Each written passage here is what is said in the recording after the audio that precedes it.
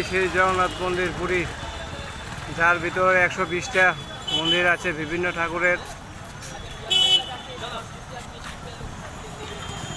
Main মন্দির হচ্ছে এটা।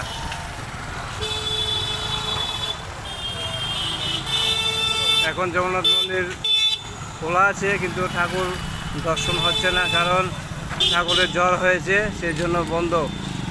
6 তারিখ খুলবে, আগামী মাসের 6 তারিখ খুলবে, তার জন্য বন্ধ।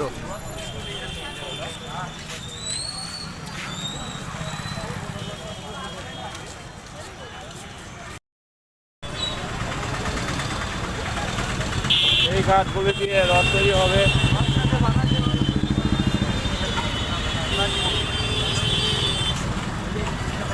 সামনে আরো ঘাট আছে, এই গাছের লক, এগুলি দিয়ে তৈরি হয় জগন্নাথ দেবের রথ।